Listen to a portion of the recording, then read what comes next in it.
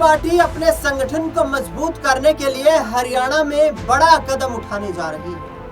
Congress party अपने संगठन को जमीनी स्तर पर सक्रिय करने के लिए हरियाणा में बड़े फेरबदल करने जा रही है और ये तमाम फेरबदल करने वाले हैं कांग्रेस पार्टी के सबसे दिग्गज नेताओं में शुमार राहुल गांधी। राहुल गांधी को लेकर जिस तरीके की बयानबाजी सामने आई, उसके बाद अब राहुल गांधी ने यहाँ पर फैसला किया है कि जब तक संगठन मजबूत नहीं होंगे, जब तक राज्य स्तर के संगठन मजबूत नहीं होंगे, तब तक केंद्र की सत्ता में वापसी नहीं की जा सकती। हरियाणा को लेकर राहुल गांधी काफी सक्रिय नजर आ रहे हैं। दरअसल याद कीजिए दर्शकों, आज से 11 महीने पहले का कार्यक्रम, जिस वक्त देश में लोकसभा चुनाव का जो वक्त था वो चरम सीमा पर।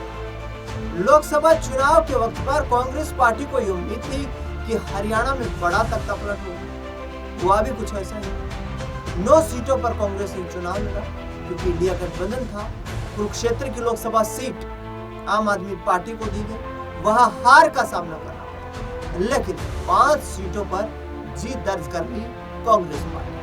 5 सीटों पर जीत दर्ज करने के साथ साथ 15% वोट भी कांग्रेस पार्टी का बढ़ा और इसका नतीजा ये हुआ कि मोदी सरकार की नींद उड़ गई कि आखिरकार क्या वाकई में 2024 में सत्ता का तख्तापलट हो सकता। दरअसल हरियाणा में कांग्रेस पार्टी को मजबूती दिखाई देने लगी और इस आधार पर मजबूती इस कदर आई कि लोकसभा चुनाव के बाद महज 4 महीने बाद जो विधानसभा के चुनाव 2024 अक्टूबर में, वो विधानसभा के चुनाव के दरमियान कांग्रेस पार्टी प्रचंड बहुमत के साथ सत्ता में आती हुई नजर आई। हर किसी की जुबान पर यही था कि कांग्रेस हरियाणा में सत्ता में वापसी करने वाली। उनके 5 लोकसभा के सांसद थे और उसी तर्ज पर सरकार बनाने की दहलीज देख रही थी कांग्रेस पार्टी। चंडीगढ़ का दरवाजा देख रही थी कांग्रेस पार्टी। यह कांग्रेस पार्टी के लिए वो सबसे बड़ा राज्य का दरवाजा खुलने वाला है जिसमें कि उन्हें सत्ता की चाबी हाथ है। लेकिन इसके विपरीत परिणाम, दरअसल 0.74% वोट भारतीय जनता पार्टी को नसीब हुआ ज्यादा कांग्रेस पार्टी से। संपूर्ण हरियाणा में, पूरे हरियाणा में बीजेपी को 22,000 वोट कांग्रेस से ज्यादा मिले और नतीजा ये हुआ कि 9 सीटें वहां अधिक जीत गई भारतीय जनता पार्टी और इसके बाद 48 सीटों के साथ बीजेपी ने हैट्रिक लगा दी, तीसरी बार हरियाणा में सरकार बनाई। दरअसल उसके बाद हरियाणा में चौतरफा चर्चा होने लगी कि आखिरकार ये हुआ क्या है। कांग्रेस पार्टी हारी क्यों? कांग्रेस पार्टी ने हार का ठीकरा फोड़ा चुनाव आयोग और सरकार के अधिकारियों पर। इस सरकार के अधिकारियों ने इस चुनाव में धांधलेबाजी की। दरअसल इसके बाद एक फैक्टर और सक्रिय हुआ, वो ये था कि कुमारी शैलजा ने हरियाणा विधानसभा चुनाव के मतदान से 2 दिन पहले ही एक निजी चैनल को दिए इंटरव्यू में कहा कि उनकी भूपेंद्र सिंह हुड्डा के साथ 2 साल से बातचीत नहीं। इसके बाद माहौल पलट गया।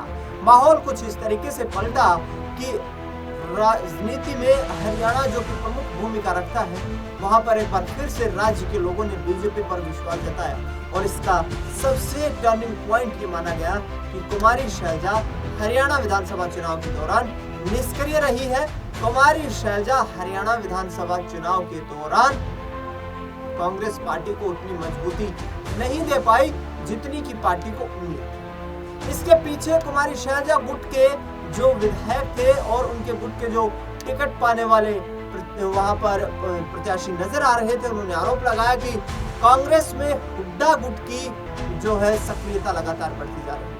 हुड्डा गुट को तवज्जो मिली, गुटबाजी की खबरें सामने आई और नतीजा ये हुआ कि कांग्रेस पार्टी तीसरी बार हरियाणा में विपक्ष में बैठने पर मजबूर हुई।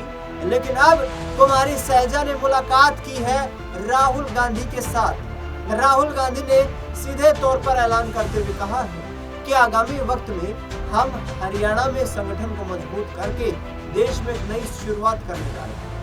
3 जून को राहुल गांधी मध्य प्रदेश की राजधानी भोपाल भी जा रहे हैं और मध्य प्रदेश में संगठन सृजन दिवस के वक्त पर वो अपने कार्यकर्ताओं को गुरु मंत्र भी देंगे कि कैसे मध्य प्रदेश में 2003 के बाद 2018 में जो सरकार बनाने का अवसर कांग्रेस को मिला और 2023 में जो लहर बनी उसमें कांग्रेस पार्टी कैसे चूक गई। दरअसल इसको लेकर राहुल गांधी काफी सक्रिय नजर आ रहे हैं, लेकिन कुमारी शैलजा ने बड़ा बयान दिया। कुमारी शैलजा ने बयान देते हुए कहा है कि राहुल गांधी हरियाणा को लेकर काफी गंभीर है। वो कांग्रेस पार्टी के संगठन को पूरे देश भर में हरियाणा की तर्ज पर मजबूत करना चाहते हैं। ऐसे में अब आगामी वक्त में इकाइयां नहीं बनेंगी, नई इकाइयों में बड़ी जिम्मेदारियां भी निर्धारित की जाएंगी। ऐसे लोगों को पार्टी में शामिल किया जाएगा, ऐसे लोगों को पार्टी में बड़ी जिम्मेदारियां दी जाएंगी जो कि संगठन और पार्टी की विचारधारा की लड़ाई लड़ने के लिए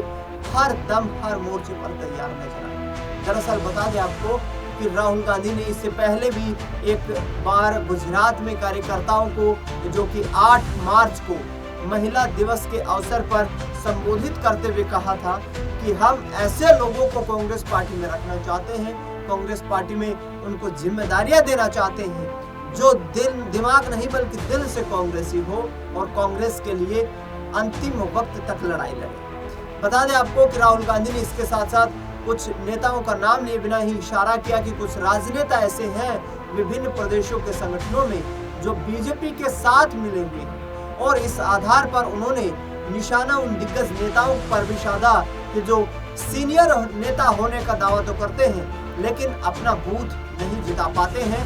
हरियाणा में कहीं ना कहीं उनका निशाना जो था वो भूपेंद्र हुड्डा की तरफ था, कुमारी शैलजा की तरफ। दरअसल चौटाला परिवार के अहम सदस्य अभय सिंह चौटाला ने कहा कि जिस तरीके से जो रवैया कांग्रेस पार्टी का दिखा है, जिस तरीके के जो तौर तरीका राजनीति करने का कांग्रेस पार्टी को दिखा है, वो रवैया ये दर्शाता है कि कांग्रेस पार्टी ने खुद ही अपनी जीती हुई बाजी हार गई।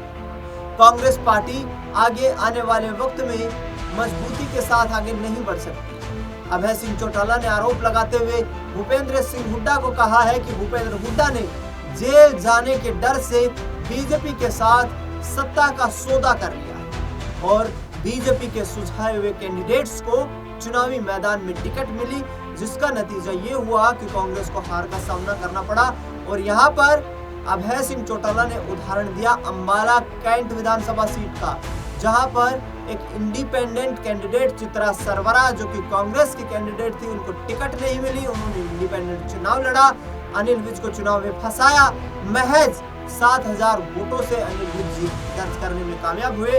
वो उदाहरण देते हुए अभय सिंह चौटाला ने कहा कि हुड्डा नहीं चाहते थे कि कांग्रेस पार्टी वापसी करे, लेकिन अब देखना दिलचस्प ये रहेगा कि भूपेंद्र सिंह हुड्डा और कुमारी शैलजा पर ही क्या गाज गिरने वाली, और यदि इन दिग्गज नेताओं पर गाज गिरी तो किसे बड़ी जिम्मेदारी दी जाएगी। प्रदेश अध्यक्ष का चुनाव भी होने वाला है, क्योंकि दलित प्रदेश अध्यक्ष राज्य में सत्ता में वापसी करने में अहम भूमिका नहीं निभा पाए, लेकिन अब अहिरवाल बेल्ट को साधने के लिए कहीं ना कहीं राहुल गांधी राव दान सिंह जैसे बड़े नेता को वो जिम्मेदारी देने के लिए तैयारी कर रहे हैं, जिसका सीधा इम्पैक्ट हरियाणा में विधानसभा स्तर पर और पूरे प्रदेश संगठन को मजबूत करने में दिखाई दे। देखना दिलचस्प होगा कि राहुल गांधी का ये सियासी ये संगठन परिवर्तन कितना कांग्रेस पार्टी के लिए कारगर साबित होता है। फिलहाल इस खास कार्यक्रम में इतना ही। देश दुनिया से जुड़ी तमाम बड़ी खबरों के लिए देखते रहिए SPN9।